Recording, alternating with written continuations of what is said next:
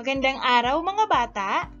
Ang pag-aaralan natin ngayon ay MAPE Music 2, Quarter 4, Weeks 3 hanggang 4. Pagkilala sa tekstura ng musikang napakinggan. Nakapanood ka na ba o nakapakinig ng mga pagtatanghal ng pag-awit o pagtugtog? Ano-anong instrumento ang nakilala mo? Ano-anong boses ang naririnig mo? Kaya mo bang malaman kung isahan lang o maramihan ang tunog?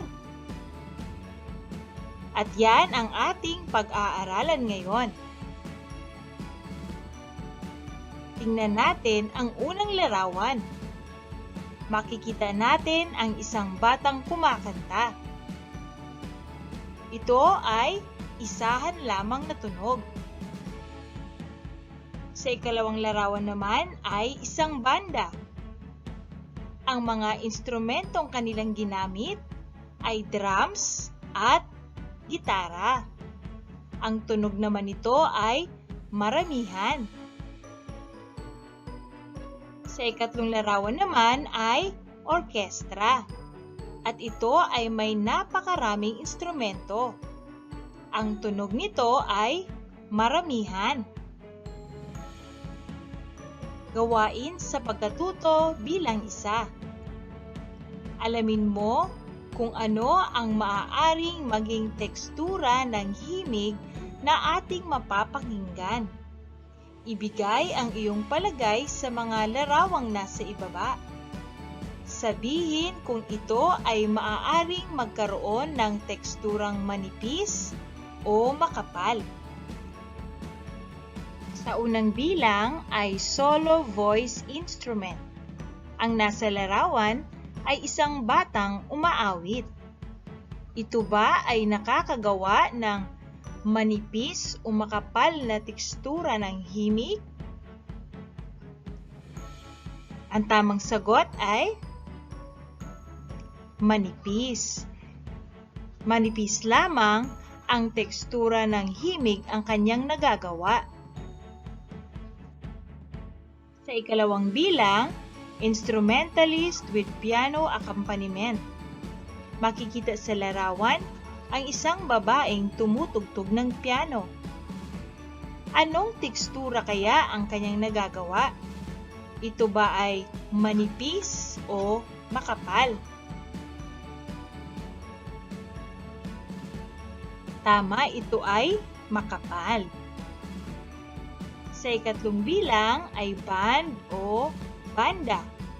Anong tekstura ng himig kaya ang magagawa nito? Ito ba ay manipis o makapal?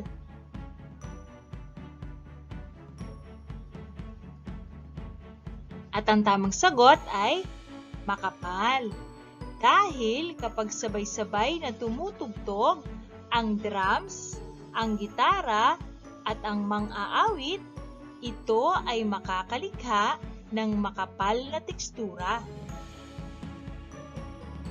Sa ika-4 na bilang, solo. Anong tekstura ng himig kaya ang magagawa nito? Ito ba ay manipis o makapal?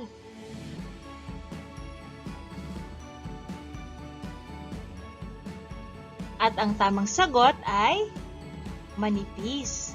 Dahil ito ay solo o isahang tunog lamang ang magagawa nito, kaya ang tekstura ng himig ay manipis. Sa ikalawang bilang ay choir. Anong tekstura ng himig ang magagawa nito? Ito ba ay manipis o makapal?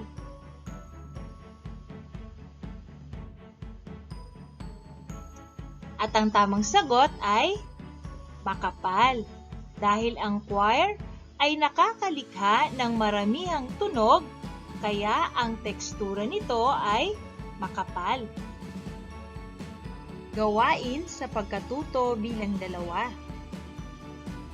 Kasama ang iyong kapamilya, manood o makinig ng mga pagtatanghal sa telebisyon at magtala ng mga makikitang halimbawa ng teksturang mapapakinggan. Mga napakinggang pagtatanghal. Ang maaaring sagot sa solo ay ang pagkanta ni Morissette. Sa solo na may saliw naman, ang maaaring sagot ay ang pagtugtog ng gitara ni Sam Milby. At sa maramihang tunog, maaaring sagot dito ay ang opening ng Showtime. Maririnig natin na ito ay may maraming tunog. Gawain sa pagkatuto bilang 3. Sa mga nakikita nating larawan, nagkakaroon tayo ng kaisipan kung ano ang maaaring tunog ng mga ito. Higit na mahalaga kapag tayo ay nakikinig.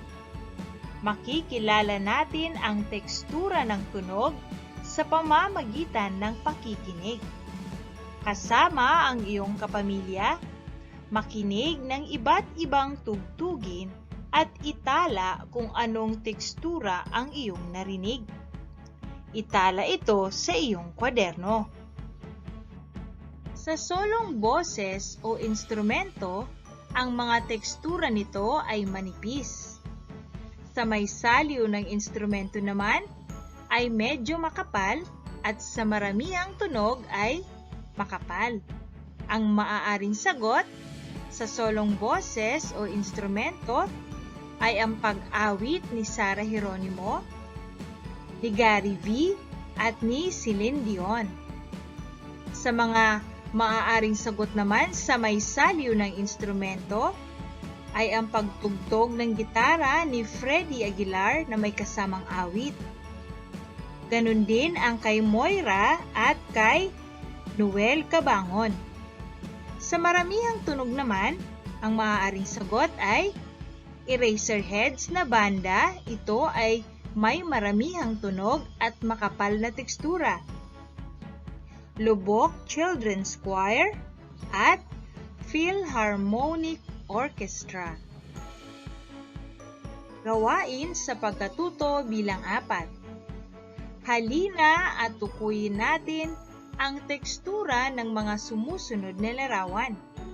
Iguhit ang bituin kung solo, bilog kung may saliw ng instrumento o boses, at puso kung maraming himig na sabay-sabay. Sa unang bilang, tingnan ang larawan. Ano kaya ang sagot?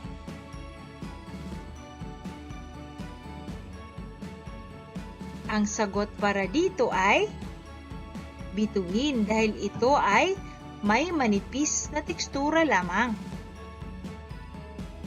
Sa ikalawang bilang, tingnan mabuti ang larawan. At ang tamang sagot ay puso dahil ito ay may makapal na tekstura. Sa ikatlong bilang naman, tingnan mabuti ang larawan. At ang tamang sagot ay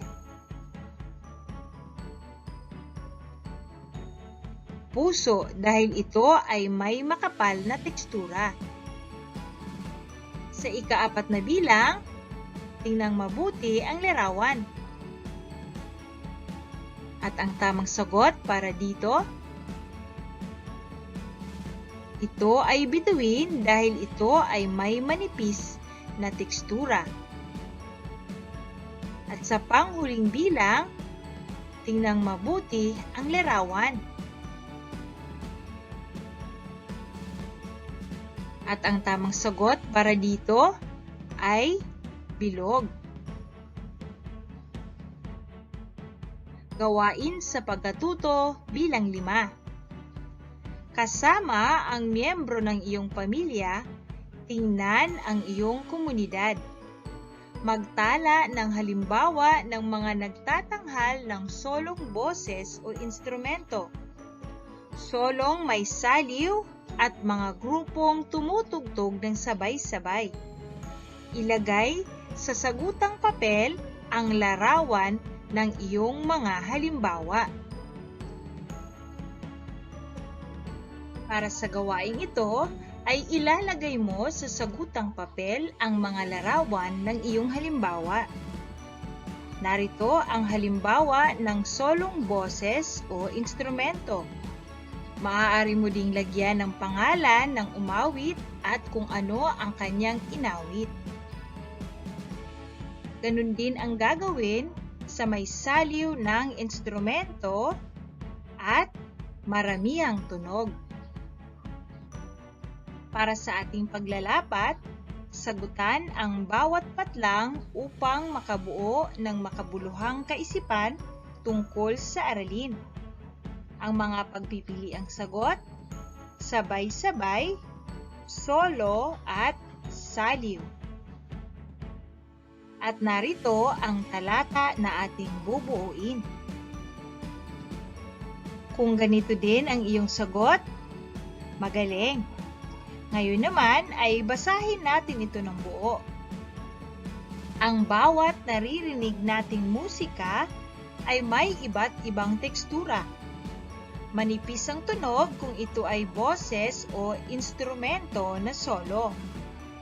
Medyo makapal na kapag ang solong boses o instrumento ay may saliw at makapal naman kapag ang iba't ibang boses o instrumento ay sabay-sabay na umaawit o tumutugtog ng iba't ibang himig.